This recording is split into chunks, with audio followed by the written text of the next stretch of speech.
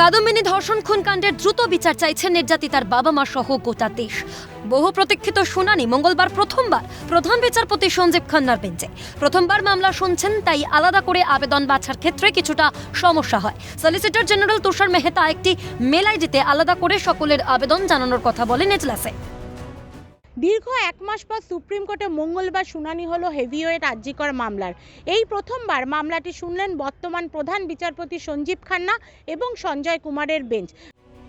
প্রধান বিচারপতিকে মঙ্গলবার সবটা জানানো হয় তদন্তের অগ্রগতির বিষয়। সিবিআই তাদের সপ্তম স্ট্যাটাস রিপোর্ট পেশ করে।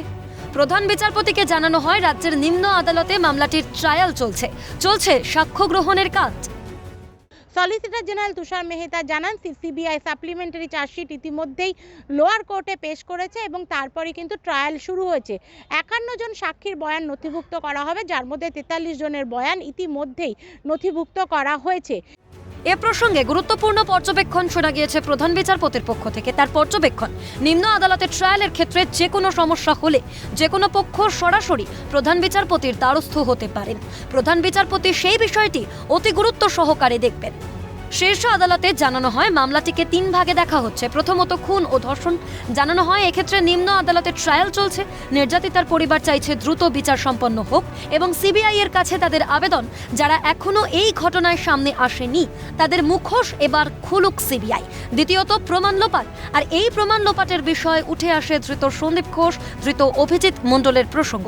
আর তৃতীয়ত আর্থিক দুর্নীতি। প্রসঙ্গত প্রাক্তন প্রধান বিচারপতি ন্যাশনাল টাস্ক ফোর্স গঠন করে দিয়েছিলেন। মঙ্গলবার এনটিএফ এর রিপোর্ট নিয়েও প্রশ্ন ওঠে। নভেম্বর মাসের 4 তারিখে ন্যাশনাল টাস্ক ফোর্স তাদের প্রাথমিক রিপোর্ট দিয়েছে।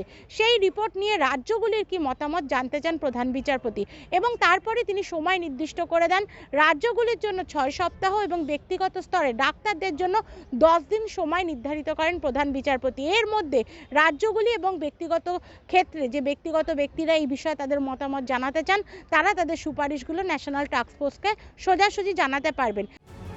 এরই সঙ্গে প্রধান বিচারপতির নির্দেশ, সবকটি রিপোর্ট মিলিয়ে এনটিএফকে আগামী 12 সপ্তাহের মধ্যে পূর্ণাঙ্গ রিপোর্ট পেশ করতে হবে শীর্ষ আদালতে।